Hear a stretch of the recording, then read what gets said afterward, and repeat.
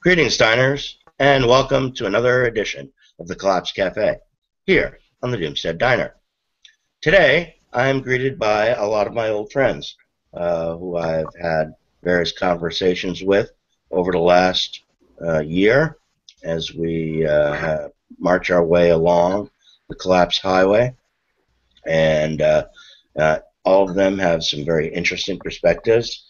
I will go across the icons that are sitting at the bottom of my screen and let you know who each of the people are here. It goes left to right on my screen, but I think when it renders, it will come out right to left on yours. Anyway, the fellow with the beard on my far left is Albert Bates. Albert is one of the founding members of the farm in Tennessee. He's a long-time activist in the world of sustainability and so forth. And he is joining us today, I believe, from Cuba. No, actually from Mexico. Oh, sorry, Mexico. And then sitting next to him is one of my partners in crime at the Doomstead Diner, Surly.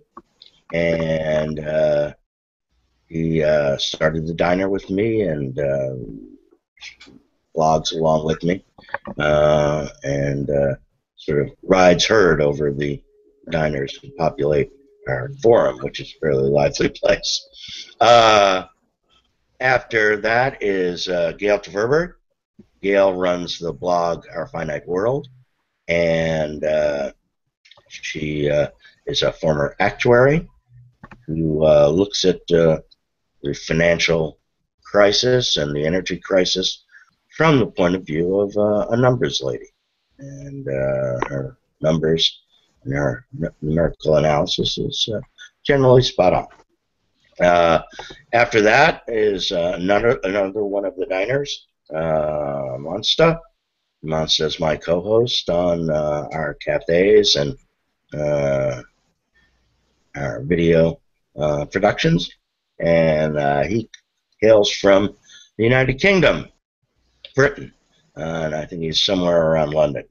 After that is Steve Ludlum, otherwise known as Steve from Virginia. Steve is a blogger who has been covering Collapse pretty much as long as I have, not longer. At least he got his blog up before I did. And I haunted the commentary of his blog for a while and annoyed the heck out of him, and I still do. You didn't ban me. And then finally, last fellow going across the screen there is Thomas Lewis, and I spoke with Thomas for the first time a couple of weeks ago in a podcast. David had been cross-posting his work for quite some time, and that was a very enjoyable conversation. We just got the podcast up, and it's pretty popular so far. I think it has more than 300 listens in the first day, so it's doing pretty good. All right. I have a big family. Oh, is that what it is? Oh, okay. Yeah. That's always good. Well, that also can drive up your Alexa ranking. So get everybody to install an Alexa toolbar. Okay. Anyway.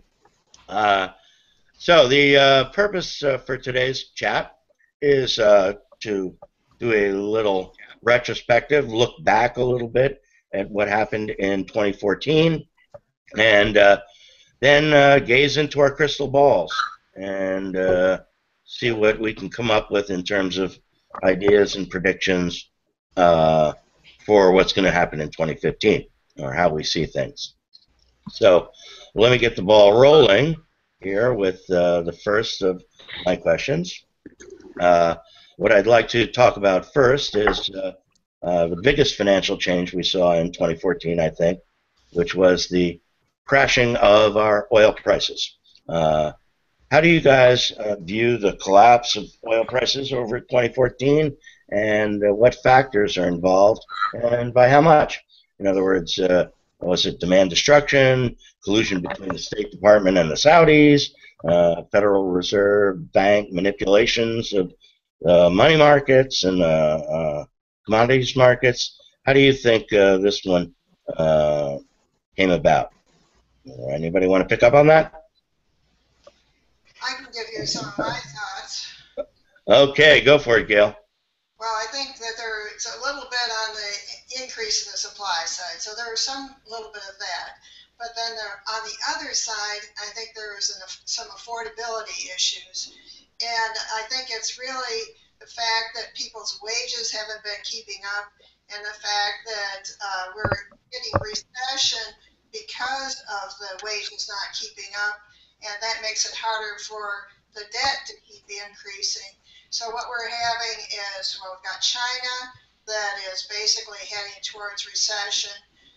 We have Europe that's in poor shape. We've got Japan in poor shape.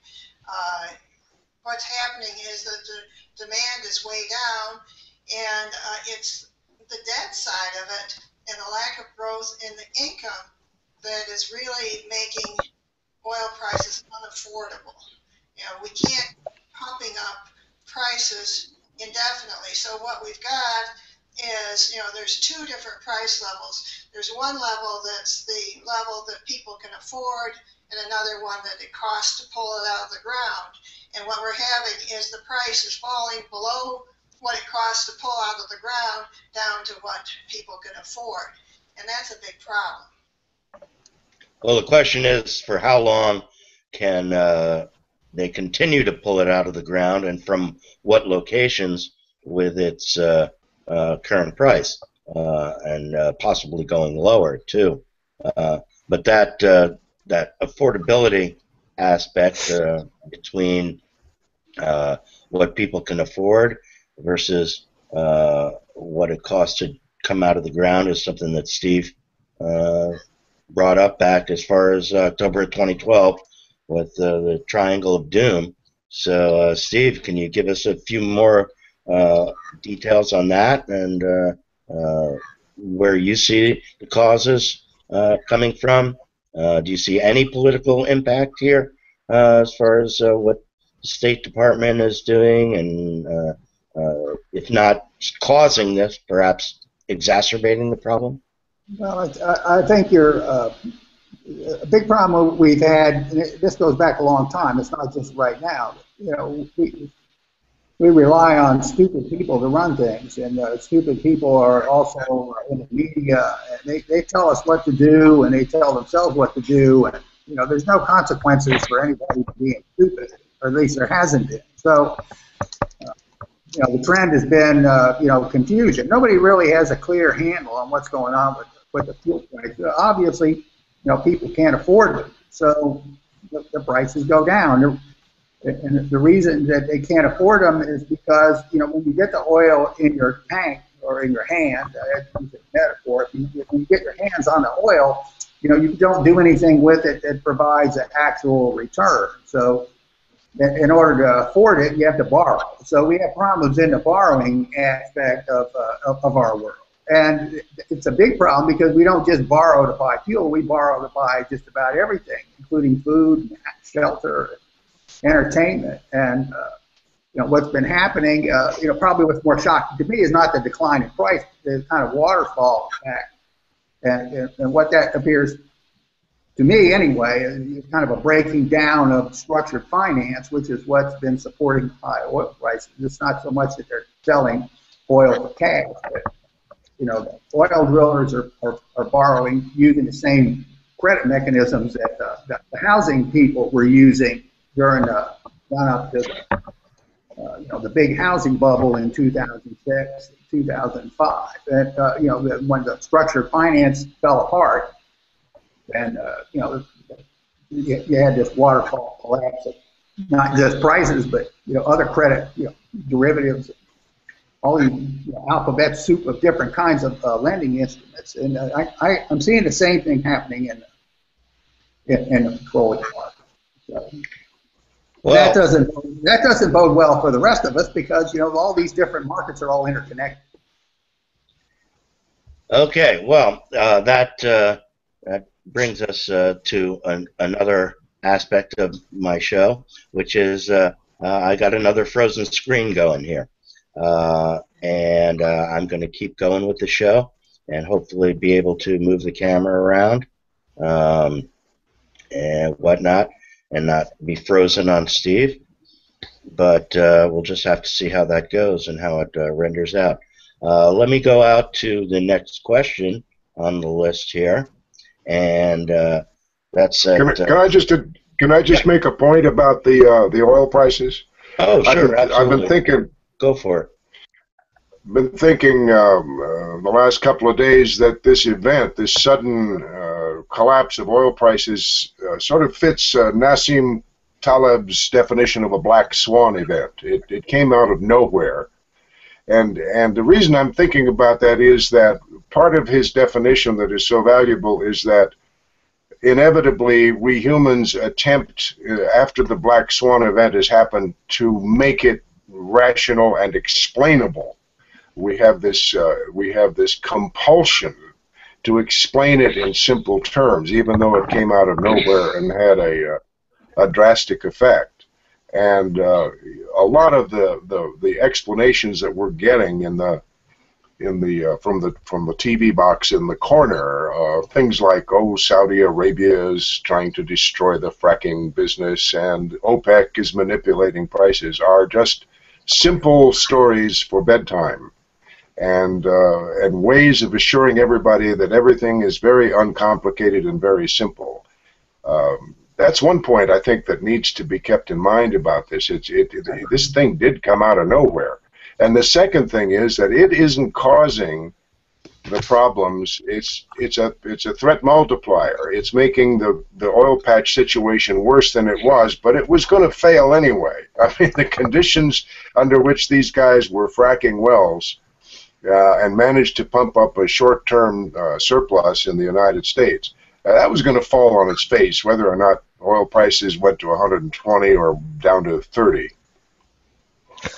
I think on some levels, yes, a lot of people would see it as a black swan, but in my eyes, it's not a true black swan in the sense that it's not completely unpredictable. I think if you've been keeping your eye on the ball, so to speak, you could have possibly predicted it. I mean, for example, Steve has said that prices would go down, and there has been people in the past that I've seen who've made similar discussions where they're talking about the affordability of oil prices and the lack thereof when the prices were that high. Perhaps the timeline has been slightly unexpected, but the actual event of it happening is not unexpected. So it's a tricky one to say whether it's a black swan, but still the fact remains that it has got a high impact event. It's I suppose it fits in with the definition, low probability, high impact event. You could put it like that. At least the second part it fulfills. But, well, certainly nobody in the mainstream media or even I'd say mainstream economists really predicted or could see this sort of thing coming.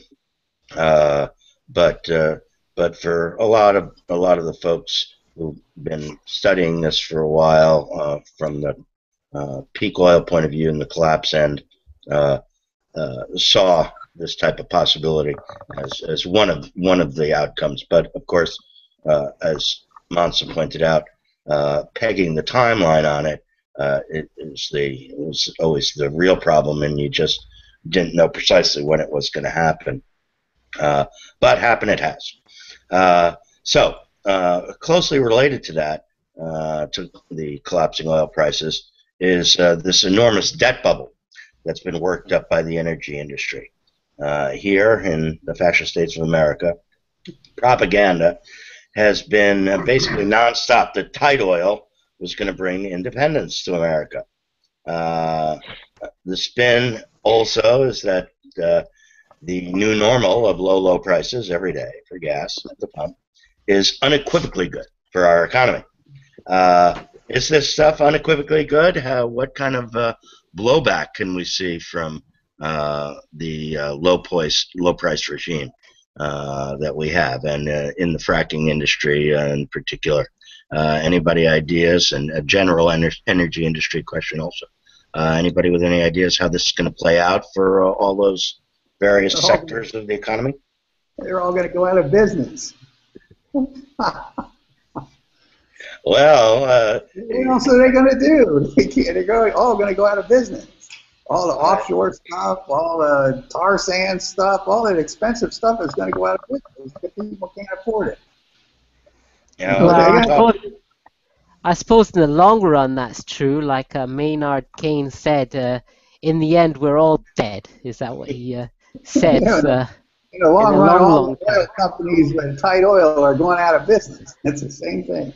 It isn't so much in the long run. They're laying down wells at the rate of 20, 30 a week right now in North Dakota and in Texas, according to what I'm reading. I'm sure Gail knows more about this than I do. That's why I read everything that she writes on the subject. But the wells are already being laid down. The firm that builds the housing for the North Dakota workers is practically out of business. They've shut down a pipeline project coming out of North Dakota, just completely shut it down. It's happening right now.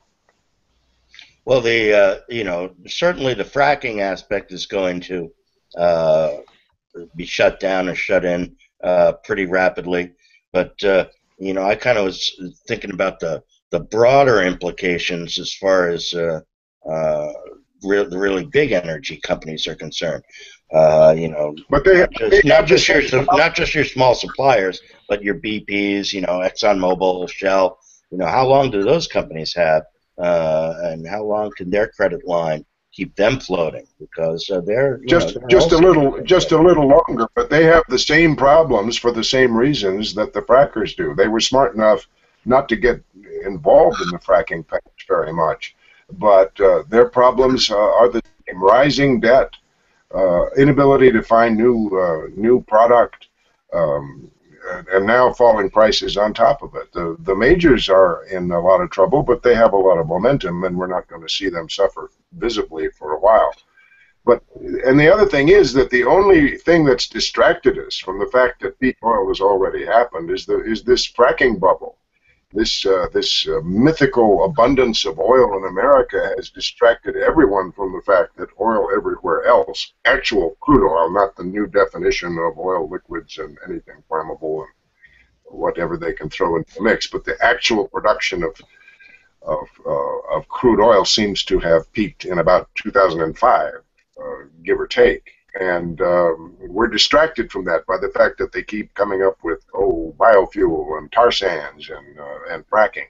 The collapse of fracking is going to reflect pretty badly, I think, on the majors, because it's going to cause us to focus on and realize that they're in trouble too. Well, the peak oil is dead movement was gained some traction there for a while, but it definitely does appear right now that, sort of like with W.C. Fields, rumors of its death were a little bit premature. And peak oil does seem to have finally come home to roost and finally become something that people will have to come to understand and deal with. Yeah, but Joe, I think we might actually get to lower prices yet. I think we might see $20 a barrel oil. And the reason is because we haven't hit peak credit yet.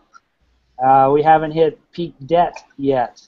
And the whole Ponzi-nomic scheme where there's no moral hazard in lending and financializing everything. So for those reasons, there's the oil patch is awash in investment money, even if it's bogus. And because of that, we may see a continuing plateau of low oil prices. I don't foreclose that possibility. Oh yeah, I can see that, and I definitely think that prices will continue to drop for a little bit longer.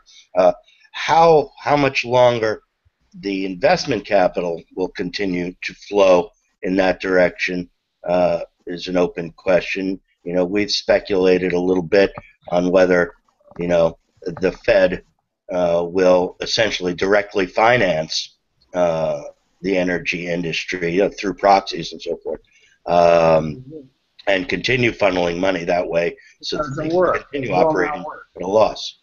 All the central bank can do is sorry, Ari, but it's all right. The only thing the central bank can do is they can shift purchasing power from the customers who are supposed to pay for all of this to the drillers. And that makes the problem worse. It doesn't fix anything. The more shifting of purchasing power that they do, the less price support that the customers can provide. So, I mean, my theory is that the reason we've had this price event, which started a few months ago, is a consequence of Abenomics, where the Bank of Japan is, buying every Japanese yen security and get its hands on. And what it does is it shifts purchasing power from the ordinary Japanese to the Japanese companies and the banks. They don't need any more purchasing power. It doesn't do them any good. Particularly in the case of oil drillers, when they borrow, somebody has to roll over their loans. The energy company has to dump its credit onto the customers. The customers take on the obligation of the companies by buying the oil companies' products like gasoline and distillates and whatnot. And if they don't have the purchasing power, they can't do it. So if the establishment tries to subsidize the drillers, they're taking money from the customers. And if they try to subsidize the customers, the money goes from the customers directly to the drillers. So, whatever you do, all of the answers are wrong except going out of business. Let's stop the whole process. Let's come up with another process that makes more sense other than extracting capital and burning it up for fun. I mean, that's really what the problem is. We have to come up with a better use for our resources other than to just squander them. It's like a drug party. Everybody's snorting the cocaine. You want to run out of cocaine, and then what do you do? Yeah, I think it's always about. Yeah, go ahead. I was just saying a lot of it is just about continuing the game, because there's usually this hope that if you grease the wheels long enough, the engine will start running and it can go on its own. I think that's a big hope by a lot of these central bankers, isn't it? I guess you would disagree with that, but I think that's what it is. It's like if we have an option about letting things fall apart today, letting them fall apart 2 or 3 years, we're always going to take the option to kick it down the road, regardless of the future consequences. Kick the can has definitely been the mem here. I do want to move on, though, from oil prices. Gail wanted to say something. I'm sorry? I just wanted to say that I think the direction we're headed, though, is towards more of the same kind of financial collapse thing that we ran into in 2008, only a whole lot worse. The debt defaults, it's going to be, we're already seeing rising interest rates on the oil, on the debt that the shale drillers are repaying. I think, Russia's interest rate is way up right now, but I think we're going to see emerging markets in general having much higher interest rates. And I think we're going to see a binding up that relates to the interest rates. But then what happens is you have bank failures because, or maybe it's not bank failures, but you have these great big derivative problems, or if it's not derivative problems, it's securitized debt, or just plain debt in general that starts being a big problem for banks.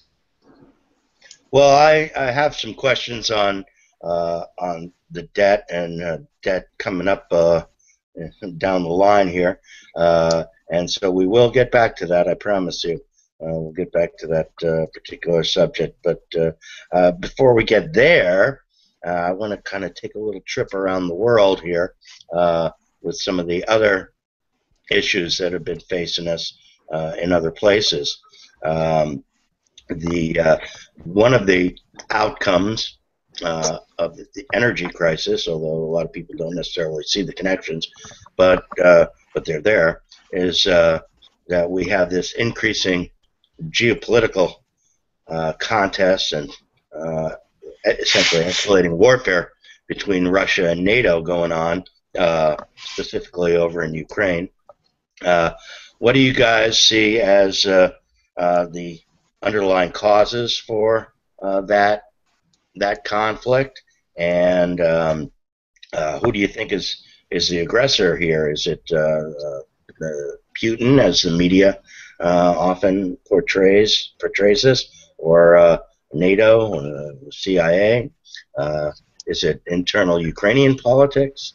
And in terms of trying to get the situation stabilized, do you guys see any kind of way out, a way to reestablish order in the Ukraine and whatnot, or are we going to get another failed state out of this one? Anybody want to try handling that question? Let me start, because I actually wrote about this in The Year in Doom, which I put out there earlier today. And I cited a recent article by Dmitry Orlov, where he talked about the axis of Britain and the United States, the Anglo-imperialists, employing a strategy which can be traced over the past several hundred years of poisoning the well, which is basically when they get ready to leave a place, what they do is leave behind problems that are so intractable and resistant to solution that everybody has to spend all of their energies chasing their tails trying to solve them. And he sees that pattern at work both in the certainly in Ukraine and in the Islamic State. It's very interesting. It seems like we've got neocons that have that are continuing to execute the foreign policy of America that are pretty ruthless, and it's pretty obvious that what we have done in Ukraine, anyhow, is made common cause with the most regressive elements, perhaps on the planet, in order to stage a coup. I mean, when you have George Friedman of Stratfor, no hair-on-fire radical, calling what happened to Ukraine the most egregious coup of the last 100 years, I mean, you really got something. When you've got somebody like Henry Kissinger saying that the West is wholly to blame for what has happened in the Ukraine, I mean, you're really making some news. I'd like to hear what other people think, though. Well, anybody else got opinion on Ukraine? Yeah, I'll chip in something here. I think that Putin's ratings back home in Russia are higher than they've ever been right now, and that tells you something. The funniest thing that I saw happening was the State Department helping, probably, I don't know this for certain, I haven't drawn all the links, but there's a new cable channel called Ukraine Today, which is a direct knockoff clone of Russia Today. And I don't know who's funding it exactly. I'm going to guess it's John Kerry. But the idea to take the steam out of RT's sails there, out of their boilers, and give a lot of media clout to the Ukrainians. Hey, good luck with that. Yeah, I can't see that one flying too well over there. But it is interesting that the media battle, if you will, is probably getting as hot as the rest of the battles on the battlefield. The danger, of course, with the whole deal, and this leads me into my next question, is the possibility of further escalation of the war, not just as a proxy war in Ukraine, but as a direct mano-a-mano battle between NATO and Russia, with the possibility of becoming nuclear, and somebody out there deciding to push the button on this thing. So MAD, mutually assured destruction, has been the mem that kept that from happening during the original Cold War. Is that going to hold up this time around? Do you guys think that there'll be the various insane parties who are party to this thing will be able to keep their fingers off the button again, or are we destined to blow ourselves up? I think in the immediate future, it seems, at least to me, unlikely that it would reach that stage. I think the situation has to get a lot more desperate before it becomes a tempting option. And to be honest, I think even in its most desperate stage, I don't think Russia or America will pull it off. The nukes, that is. They will just collapse before that happens. I don't think there's such bad blood to do it. I just can't see a motive that's good enough to initiate a strike like that. Yeah, I mean, as insane as our group of leaders and neocons are, I ponder on it. I try to think of, a false flag possibility reason, for, actually firing the nuke at yourself, to, inspire people to go to further warfare. But on no level can I find a good outcome. And anybody else looking at it, in the end, what do you get out of it? You get a nuclear wasteland. Well, what good is that to you? So I keep my fingers crossed. That's one of the positive things that I tend to think about, is that we're not, as a species as a whole, and in individual cases, in individual nation cases, we're still not stupid enough to pull the plug on the nukes. One hopes, anyway. I don't pretend to be a student of the area of politics, but I am a student of the fact that when leaders of countries find their countries falling apart, they love to find an external enemy and start talking about war. And Putin is a genius at this, at stirring up enough trouble that his popularity remains at 87%, while his country is falling apart. His money is becoming worthless. His debt situation is becoming awful. His oil has peaked. And his country and his people are in terrible, terrible trouble. And to fear world domination by such a country is like saying that Wyatt Earp at the age of 98 is going to fight at the OK Corral again. It's just not going to happen, I don't believe. Now, that may be naive, but what I see when I see people talking about China emerging as a great world power, and you look at the fact that their capital city is virtually uninhabitable, and those are the words of its own leading scientific organization, and 40% of its water is not only undrinkable, it's untouchable. You see the problems that these countries have. Geopolitics is a distraction. Notion of war and dominating other countries, and when all else fails, take off your shirt and sit on a tiger. Yeah, it is pretty sad when you stop to think about it. One of the lines I use all the time is, that China is toast, basically. And the idea that they're going to be the next superpower and rule the world, the next empire, is just, it's really ludicrous. When you stop. That also applies to the idea of Russia becoming the Soviet Union again. It's not the Soviet Union, it's Russia, and it's not 1960. It's later than that.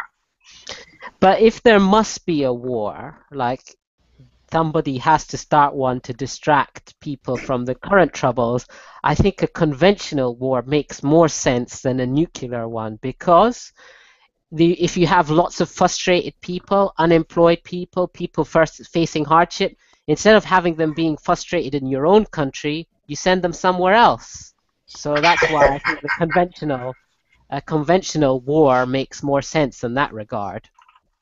And when you're talking about sense in declaring war, you realize that that is an oxymoron. I mean, obviously that makes sense. It makes sense to go up to the brink of war and not actually let the war get started. But these war things have a way of getting out of control. Black swans. Yeah, of course. But I'm just saying, if it's to happen, it would make more sense that way. And there's less total damage. At least the leaders will be safe. Well, I suppose you could argue they'd be safe in their bunkers in a nuclear strike, but still, you destroy a lot of infrastructure.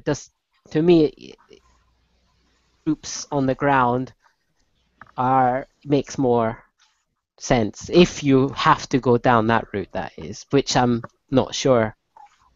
At least not for a few years.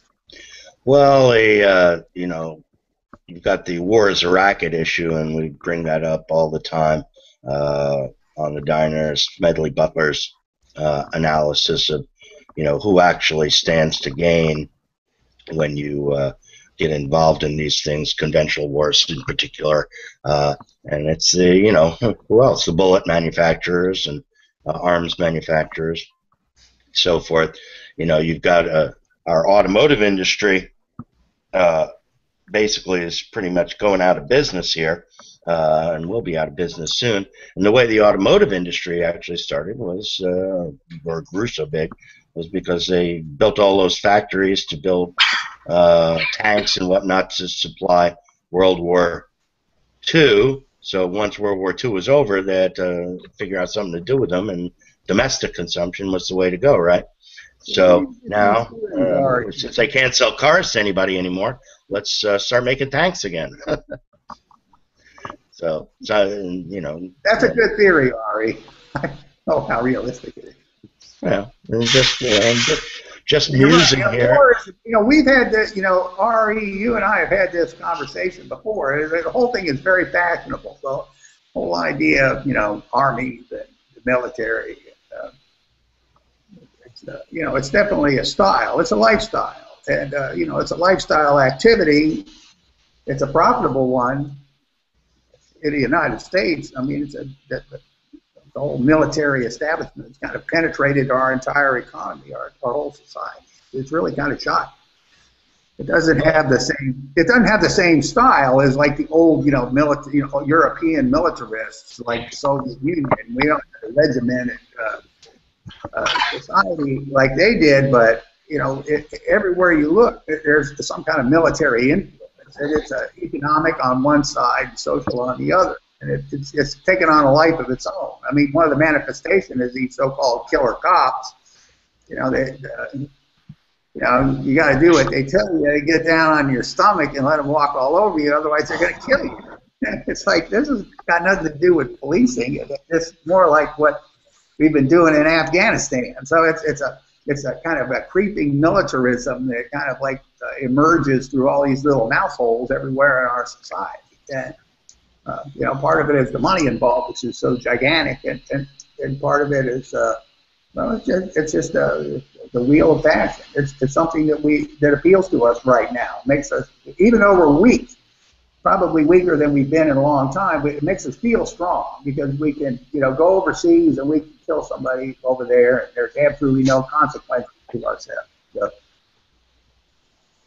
Well, it is unfortunate that it has become something of a fashion, but again, I think as far as the human race is concerned, war has been a fashion just about since the beginning of the agricultural era. And it just sort of became ever more powerful as the industrial era came in, and that fashion of trying to push other people around with your power has been very powerful men. Well, I don't know. I mean, it worked for some societies in terms of the other society no longer exists, right? You completely squash them out of existence because your power is so great. I mean, what happened to the entire Native American culture, right? All basically put to death in one way or the other. Yeah, it was a lot of disease, but they were using the guns too. Jared Diamond's book is Guns, Germs, and Steel. Well, in the 15th and 16th century, that's true. But once you started getting, once the information started to spread around how to deal with this sort of thing, then everybody dealt with it. So you wind up with, one country with an advantage and it's useful for a short period of time, but then the other countries get the same advantage and then there's no advantage. So it's kind of ratcheting effect. There's really no longer term outcome except, a temporary advantage for one country or for one particular leader. Like Napoleon. Napoleon was very effective for a while, but once people figured out how to deal with Napoleon, he was just another Brand X military commander that was easily defeated. He wound up, dying in exile. So, and they took out Napoleon, but they didn't destroy France. Just like they didn't destroy Germany. Even after World War II, they're still German. So there's America lost in Vietnam, they're still American. So it's just it's an activity. It's kind of like something we do to entertain ourselves. Well, I think one thing is it greases the world of commerce in one way or another. But let's go ahead and move on from there to a really big aspect here. I think in 2008, looking back in 2008, the first domino that set off the collapse was the implosion of the subprime mortgage debt bubble. Now, however, as we're going into 2015, and Gail, this is what I was talking about earlier when you were talking about it, we have the debt bubble in the energy industry we talked about, but there's an even bigger one that looks set to topple, and that would be the mother of all debt bubbles, sovereign debt bond market. And that, including derivatives, numbers are as high as about $500 trillion involved in that debt. Now, is it possible for the smartest guys in the room out there who are running our financial system to keep this patch together? I mean, there are just a lot of countries that, pretty much all of them, but Greece, most in the news again these days, that absolutely can't pay off the vast number of bonds that they have out there, and these things are constantly rolled over and rolled over and rolled over one way or the other by the IMF. But at a certain point, that can't happen anymore, and that appears to be where we're at. Has anybody got any ideas on what's going to happen or how the sovereign debt bonds going bankrupt will play themselves out across our monetary system as a whole? What's going to happen when some of these countries actually do default? And my sense is that once one starts, it'll be a kind of cascade effect, and many will default. Anybody with ideas on what will happen when the sovereign debt bubble bursts? I think the issue we have is that the banks are so heavily involved in this, directly or indirectly, and even if it's just the currencies moving against each other, but all of these different things, the debts themselves, we saw in 2008 what could happen. The government ended up bailing out all of these different banks. Well, now they've said they're not going to bail out all of these different banks. What they're going to do is something else. Well, the something else looks like they're going to do something like bail-ins, which is that the depositors are going to end up holding the bag. Now, maybe some of this has moved into separate companies that won't, way out of the banks directly, but I think there's still probably plenty still in there that is going to affect those banks. So what we're going to end up with possibly is big haircuts on bank deposits, and that would be a huge problem. If nothing else, there are a lot of businesses out there that need to pay their payroll. But there would be other things too, that the individual I'm not sure if it would hit below the, what we call the FDIC limit or not, but it could even hit below the FDIC limit because the FDIC has money in it. Yeah, eventually it's got to blow back to the banking system, and you know, where's the origin of the money, and who holds the bag, who's the last bag holder, and of course one expects that to be the poor schlub at the bottom of the totem pole. We call him Joe Sixpack all the time on the diner. But it's really hard to imagine, once banks can't, start taking the money away from payroll accounts and things like that, how does the society continue to function? Tom, you had something to say? Yes, but I forgot what it was. I was thinking about this. I was thinking about this tsunami of money, and again, I'm not an economist, and I don't pretend to get into the workings of the central banks. But I do observe these tsunamis of money that flow around the country into junk bonds. Because why do they go to junk bonds? Because they can't get more than a percentage point of interest rate from the central banks. I think that's an equal problem almost to the problem of the central bank indebtedness is this money. And where does this money come from that 1 year runs into slicing and dicing subprime loans on real estate, and then that bubble blows up, and then they're buying farmland in Kenya and Nebraska and driving the price of farmland all over the world. Now, where do these rivers of cash come from that have financed the fracking boom, not only with the junk bonds, but with junk loans? A lot of these companies not only are up to their eyeballs in junk bond debt, they're up to their eyeballs in actual loans that are coming due. And it seems to me a creature of the 1%. These guys that make $100 million a day for running banks and hedge funds can only buy so many yachts. I mean, pretty soon it gets to be irritating to have too many yachts.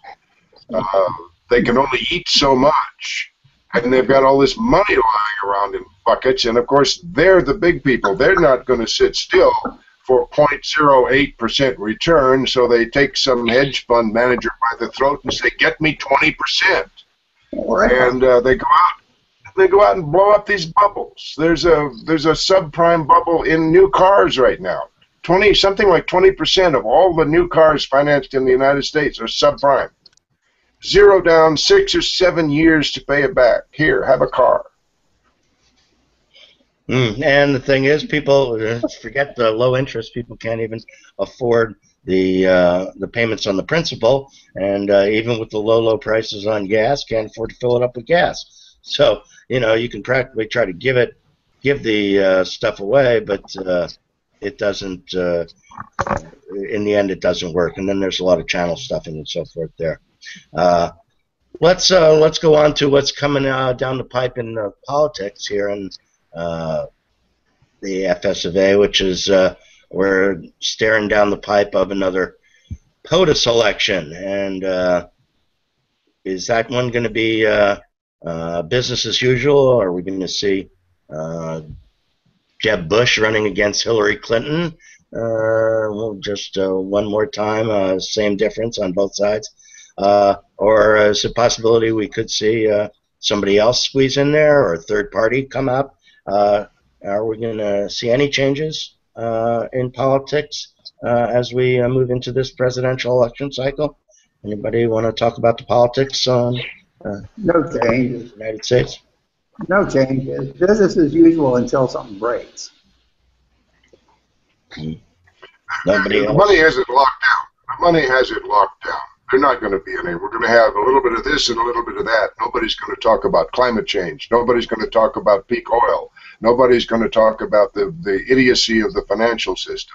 Nobody's going to talk about the loss of topsoil or the desertification of California or the lack of water for Las Vegas or climate refugees appearing in the United States, which I think will happen next year. Nobody's going to talk about that. They're going to talk about immigration reform and get through another cycle. I don't want to talk about it. You posed the question, is there going to be change? With frontrunners named Bush and Clinton, how can you really ask that question? Well, one can only hope. I mean, it's and I feel like the purpose of doing these sort of chats and Well, whatnot it is maybe depends what happens. I get mean, some dialogue going out there that there is some alternative somewhere to. if the wheels come off and they fall off hard enough, then there's going to be some kind of changes. It may not be something we can predict right now. I mean, there's all kinds of people out there that are probably qualified, but they can't deal with you got the money issue on one hand. You have to sell your soul to big business in order to be a legitimate candidate, and you have to put up with the scrutiny. The news media doesn't really give people information. It's just character assassination. So, this is why you have Bush and Clinton, and they're not capable. They don't really understand, and the people that they deal with don't want to understand. And if they do, they keep their mouth shut. So, but if the circumstances are bad enough, then the money is discredited, and so are the people with the character assassination. You got a different kind of dialogue. Anything can come out of that. So, I mean, I think if I can chime in, the fact that you've got another Bush coming in and another Clinton doesn't give a good advertisement to democracy. How come you've got the same families competing for so many elections? To me, that shows a lack of democracy on some level. You'd think if it's a meritocratic society, at least you'd get different people from different walks of life. I'm not saying England's much better because you're just seeing an old boys club in the political system over here, but that is just a recurring pattern, and I think that plays to the apathy of all the other people. It's not only rigged on the financial sense, but it's all about knowing the right people as well. Well, you have to know the fundraiser. That's what you have to know. You have to be in bed with the fundraiser. Then once you do that, then you become a legitimate candidate. Once you've got millions and millions of dollars behind you, then you're okay. I heard the last election they spent $1 billion. Like maybe both candidates, they spent $1 billion. I don't know if this is. You're talking more than just a few millions now. Well, run for all elections are millions of dollars. One of the things that has happened, and Tom got it exactly right, which is money has the entire system completely locked up. And one of the interesting things about that is that some of the key decisions, Citizens United, and long before that, the entire invention of the notion of corporate personhood were invented and ratified by a Supreme Court. None of these things were ever voted upon by legislators who would then have to face an electorate armed with torches and pitchforks. So the bed that we're laying in right now is largely made because of judicial decisions, which quite frankly is how our elected and unelected representatives like it. Well, it's in theory, when they set up the Constitution and set up the system of government, we were supposed to have checks and balances. I remember learning about checks and balances in history class in high school and whatnot, and how the legislative branch and the executive branch and the judicial branch worked against each other or whatever to, each one to keep the other one from gaining too much power. But, in some way over the time period since then, every single one of those branches of government has been captured by the moneyed interests.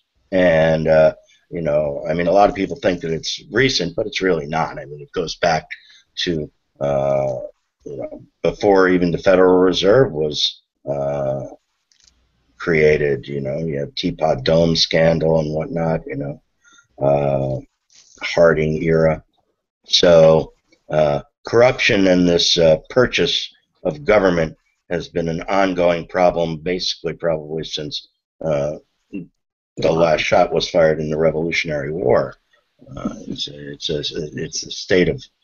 a state of being in terms of politics in this country, and I think all over the world. The Greeks were May I corrupt. differ slightly with you?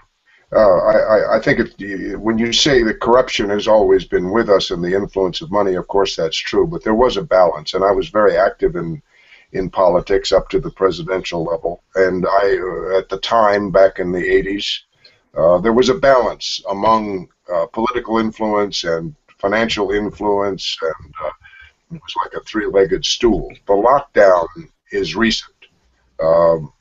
As recently as 20 years ago, you didn't have members of Congress spending 6 to 8 hours a day on the phone begging for money, faced with the necessity of raising $3,000 and $4,000 a day, 7 days a week, in order to stay in office. You didn't have that. We have that now, and I think that's fairly recent. Well, that's definitely an escalation, if you will, on the financial level. It's one place where inflation seems to have taken over as opposed to deflation.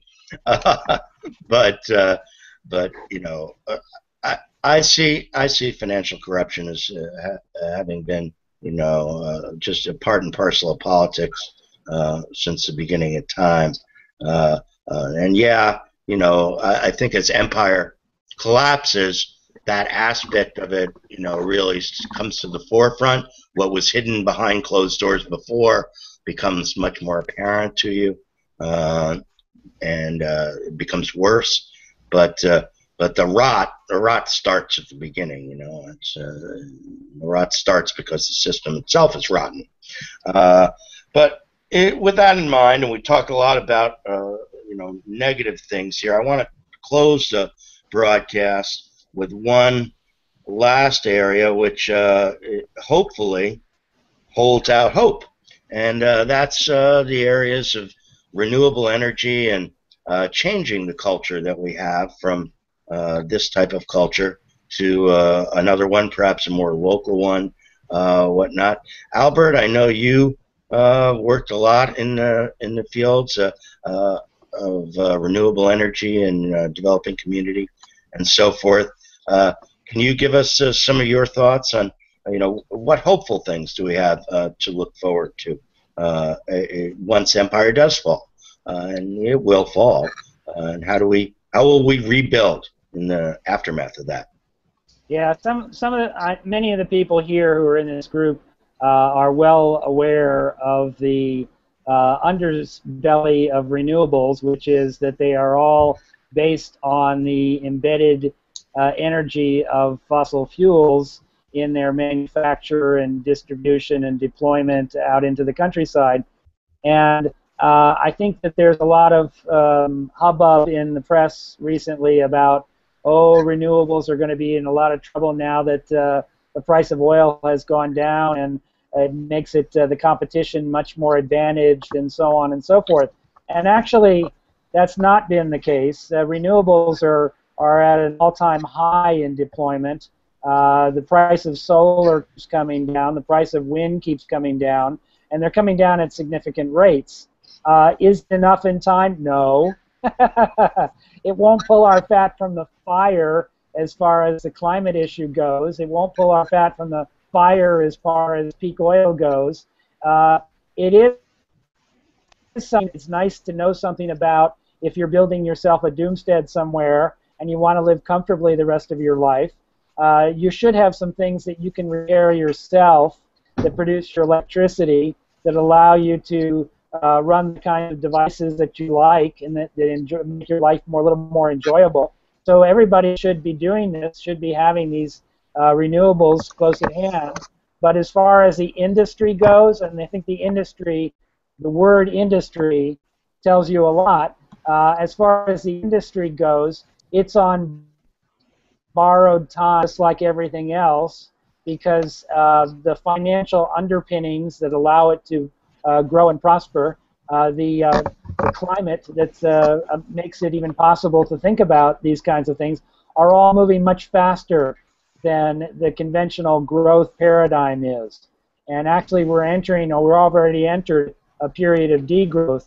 And really, you need to think about just staying small scale, and doing what you can. And in that regard, there's lots of hopeful things because there's a lot of decentralized, small-scale renewables coming in available now that were not available very long ago, and they're much cheaper now than they were a little while ago. So I recommend that everybody keep doing that. Yeah, I think the important aspect is for the people to be doing this for themselves, not to expect the government to do it and expect large wind farms, producing megawatts of power. No, it's just one small windmill on your property to run a little bit of power, a few solar cells if you can afford to buy them and get them set up, and so forth. But then the other aspect, and the final one we'll close with, is probably the most important one, and that's food. And feeding yourselves, your family, and everybody. In our conversation with Tom just recently, he brought up his hopes that permaculture will become the norm and over time and take over for the industrial agriculture system. On the diner, we talked about hydroponics and aquaponics also. Yes, Tom? I would like to correct you because that's an essential point. I didn't actually say that. I said it holds out great hope for individuals who want to get through this coming transition. It's too late to save everybody, and I fight every conversation that takes that turn. It's too late to save everybody. We're going to, but it's not too late to save anybody. And the most hopeful thing I've come across in terms of a rational and productive way to do sustainable agriculture, restorative agriculture, and resilient agriculture is this permaculture. But it's not something that I would recommend to the whole world. You can't do permaculture in many places. It's a lifeboat to get off the Titanic, but it's not a floating condo. You know what I'm saying? Yeah, I did not mean to imply that that it could save everybody. Right. My purpose was to encourage people, individuals, as opposed to entire societies, countries, groups, to be able to do this. It's not going to happen on the mass scale. Pretty much nothing is going to happen on the mass scale except more mayhem. That's seems to be it's an entropy-driven situation, and that's where we're moving, is towards greater and greater entropy and less energy over time. Can I add something related? Sure. To the entire problem of food is the issue with water, which is, Americans think of the drought in California as a significant factor. I mean, apparently it's like a 1,400-year drought, but it's not confined to California. We've heard about the drought in Brazil and Sao Paulo. There are also severe drought conditions in Australia and in Africa. And what people are doing, as they have done for the last several decades, is pump out aquifers. And some of these aquifers are fossil aquifers which don't recharge. And you have nearly 20 countries that are overpumping their aquifers, eventually those wells, in a very real sense, will run dry. Couple that with what we do with our intensive industrial agriculture and laying layers of chemicals on top of our topsoil. When the water runs dry, you're going to have a real shortage of topsoil, and then the food problems will begin in earnest. Well, food problems coming down the pipe is something that I think with our cornucopia of food that we've seen since the Green Revolution, it's something that's very hard to conceive of for most people, and it's even hard for me to conceive of it. I go out and I walk over to the supermarket over there, and just piles and piles of food of every kind imaginable, and so it's hard to see that future coming. But you know, intellectually, I know that it is coming and will come.